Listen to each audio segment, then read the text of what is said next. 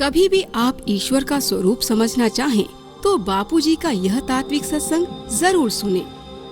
आपके मन में यह विचार आए कि किसी ने आपको दुख दिया है या परेशान किया है, तो ऐसे समय में बापूजी का दिया यह ज्ञान आपके लिए अति हितकर होगा। उमा कहूँ मैं अनुभव अपना, सत्य हरि भजन जगत सब स्वप्ना। तो बस हरि भजन क्या है कि जो सपने को जानता है, स्वप्न नष्ट हो जाता है, जागृत नष्ट हो जाता है, गहरी नींद की अवस्था नष्ट हो जाती, फिर भी जो रहता है वो हरि है। उस हरि को अपना आत्मा जानना हो गया हजारों वर्षों का काम। जो दुख शोक को, चिंता को, आकर्षणों विकर्षणों को हर ले, वो चैतन्य आत्मा है, अपने साथ है। उसके लिए अभ्यास क्या करें कि जप करे लंबा, 5 मिनट जप करे, ओम ओम हरि ओम, इस प्रकार 5 मिनट करे। फिर 5 मिनट हृदय पूर्वक ओम ओम जप होता जाए और प्रार्थना करे कि मैं ये जप इसीलिए कर रहा हूँ, जो मेरा परमेश्वर है, जो मेरा हरि है, जो मेरा आत्मा है, मैं उसके ज्ञान को, उसके आनंद को, उसके सुख को, उसकी सत्यता को पाऊं। ये भगवान का नाम कोई कर्म नहीं है, ये पुकार है भगवान की। आकाश के तरफ एक टक नजर डाल के, ये व्यापक चैतन्य परमेश्वर, ये आपकी गीता का ज्ञान मेरे हृदय में पूर्ण रूप से प्रकट हो, इसलिए आपकी गीता में आप ही को सुनाता हूँ। किस लिए सुनाता हूँ कि आपका उपदेश मेरे हृदय में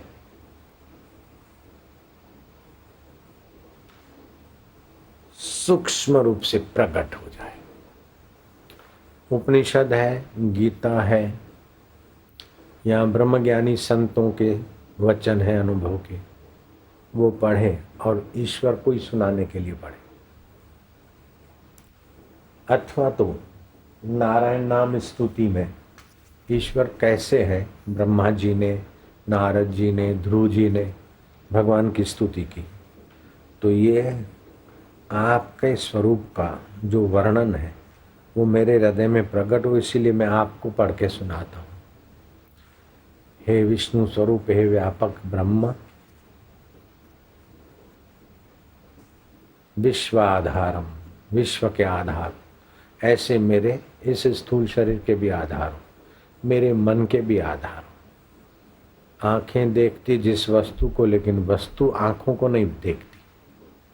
जीभ जिस वस्तु का स्वाद लेती है, वो वस्तु जीभ का ज्ञान नहीं रखती।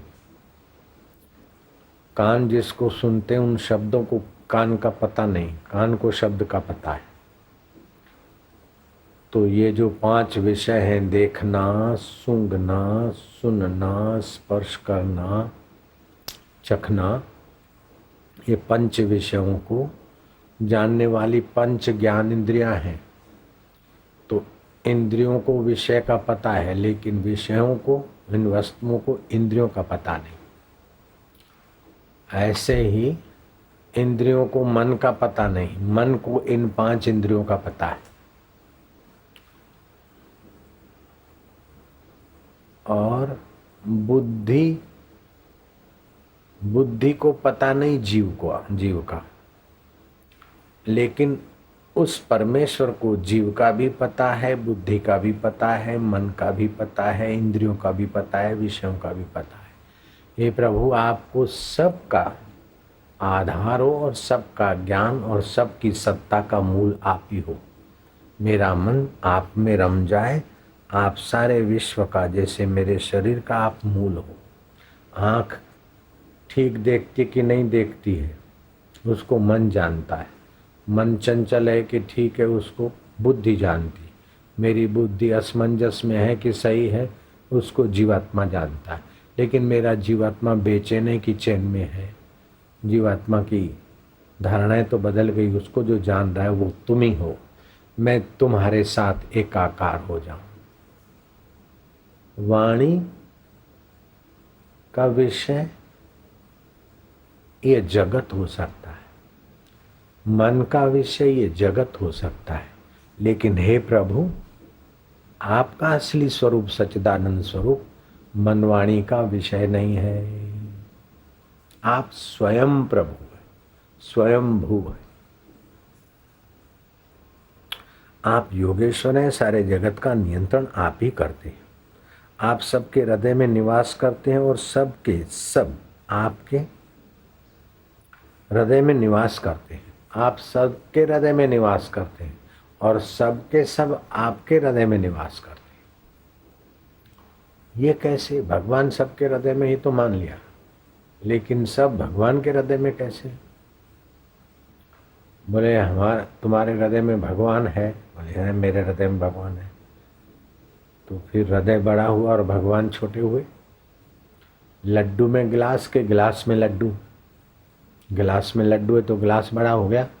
कटोरी में लड्डू है तो कटोरी बड़ी है, तभी कटोरी में लड्डू है। ऐसे हम बड़े हैं और भगवान छोटे हुए, तभी तो हमारे हृदय में है। बोले हमारे हृदय में तो भगवान तो जरा जरा हुए ना, थोड़े थोड़े थोड़े थोड़े सबके हृदय में इतने इतने, जितना हृदय अंगुष्ठ मात्रा उतने उतने भगवान हुए, तो वो क्या कर देंगे?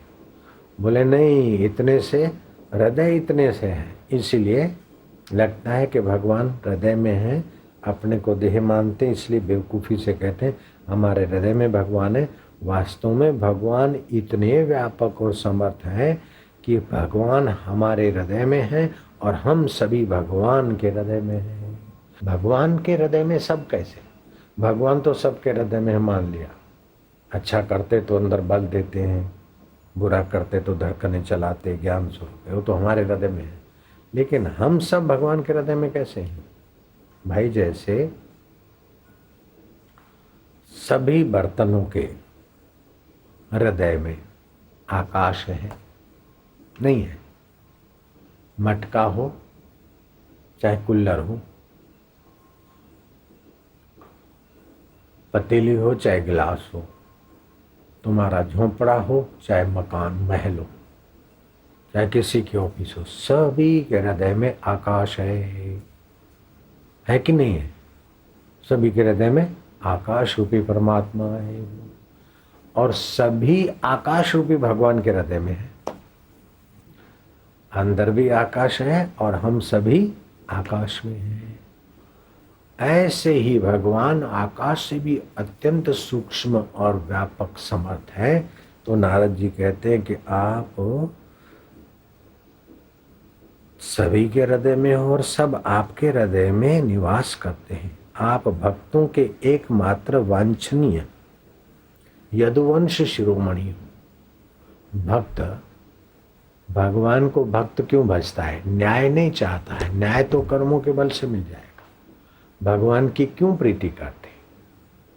कि भगवान अपनी कृपा से हमारे दुखों को, कष्टों को क्षमा करके हमें अपने तरफ से सुख और अपना मधुमय स्वभाव दे दे। तो भगवान दयालु भी है, न्यायकारी भी है, ये दोनों विरुद्ध बातें हैं। ये कैसे हो सकता है कि भगवान न्यायकारी के कर्मों का फल सबको भुगताने की मति गति प्रेरणा देते? दयालु ऐसे हैं कि साधारण गलती है तो पश्चाताप अथवा भक्ति करने से उसको क्षम्य कर देते, शूली में से कांटा कर देते। मध्य में तो थोड़ा भोग के थोड़ा और तीव्र है तो न्याय स्वरूप हमको ये प्रारब्ध वेग से भुगतना तो पड़ता है, लेकिन उसमें भगवान हमें सहयोग साथ देते। एक महात्मा थे, घटित घटना है, जगन्नाथपुरी। उनको बीमारी हो गई। जगन्नाथ जी के भक्त थे वो महात्मा। तो किसी मेड़े पे रहते थे, सेकंड फ्लोर पे रहते थे। तो रात में उनको कई बार जाना पड़ता था। दस्त हो गए तो ऐसे कई दिन चले। तो सोचा कि मेरा कोई सेवक ही नहीं है। हे भगवान, देखा कि एक लड़का आया है। बोले महाराज क्या चाहते हो? बाथरूम जाना है ना, शौच जाना है, चलो मैं कराता। तो जब जब उनको जाना होता तब तब को लड़का आ जाता। एक दिन महाराज ने कहा कि भाई तू कहाँ से आता है? बोले यहीं पास में ही रहता हूँ, आपके साथ में ही हूँ। मेरे साथ में है? अच्छा, आप चिंता नहीं करो, बाकी थोड़े दिन का खेल है, बीमारी आती तो जाती है, ये तो प्रारब्ध का भोग है। उस महात्मा का नाम था जगन्नाथ दास और भगवान जगन्नाथ के भक्त भी थे। तो उसको शक पड़ा कि ये लड़का आता है, उसके स्पर्श से बड़ा कुछ अच्छा लगता है, और क्या आपके पास में ही रहता हूँ, आपके साथ में ही रहता हूँ, उसकी बात ऐसी लगती कि कुछ अजगबी। एक दिन महात्मा ने ठान लिया, हाथ पकड़ लिया, सच बताओ आप कौन है? बोले जिसकी तुम भक्ति करते हो मैं वो।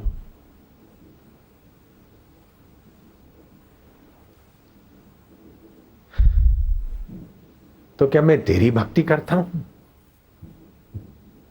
वो तो लड़के के रूप में। तो भगवान ने कहा हाँ। करते ही भगवान का असली स्वरूप प्रकट हो गया। प्रभु प्रभु ये क्या?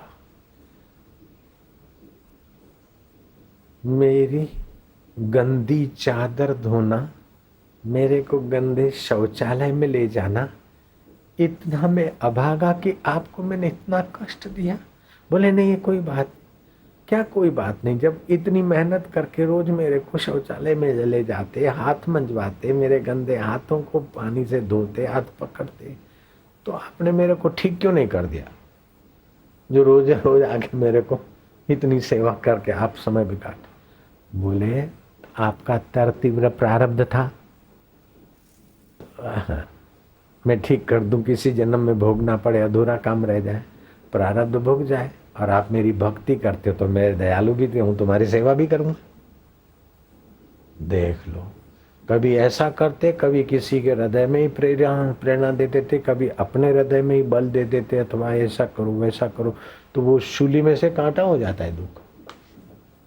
तो कभी कभी कष्ट तो न्याय है, लेकिन कष्ट में धैर्य ये भगवान की कृपा है, कष्ट में भी प्रसन्नता ये भगवान का प्रसाद है। तो यहाँ नारद जी कहते हैं आप सबके हृदय में निवास करते हैं और सबके सब आपके हृदय में निवास करते हैं।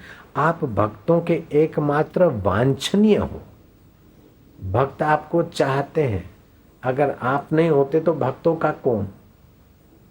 आप भक्तों के वांछनीय हो, यदुवंश शिरोमणि, और हमारे तो आप स्वामी हो।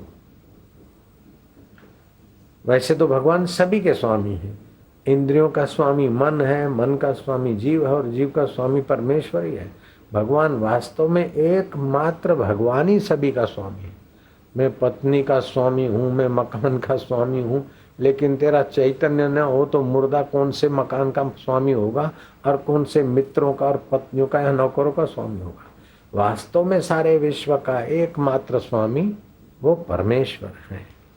जैसे एक ही अग्नि सभी लकड़ियों में व्याप्त रहती है, वैसे एक ही आप समस्त प्राणियों के आत्मा है। आत्मा के रूप में होने पर भी आप अपने को छिपाए रखते हैं, क्योंकि आप पंचकोश रूप गुफाओं में के भीतर रहते हैं। अपने शरीर में पंचकोश, ये पंचकोशिक शरीर है। एक स्थूल शरीर अन्नमय कोश बोलते, अंदर दूसरा प्राणमय कोश है, उसके अंदर मनोमय कोश है, उसके अंदर विज्ञानमय कोश, उसके अंदर आनंदमय कोश है। वह आनंदमय कोश को भी आनंदित करने वाला आप ही हो। आनंद आया न था तब भी आप चैतन्य थे, आनंद आ रहा है तब भी आप थे, और आनंद शांत हो गया तब भी आप रहते हैं। ऐसे देखने की वस्तु नहीं आई थी तब भी आप थे, बोलने की बात नहीं आई थी तब भी आप थे, सोचने का निर्णय नहीं हो रहा था तब भी आप थे, निर्णय किया तब भी आप है, और निर्णय बदले तब भी आप हैं।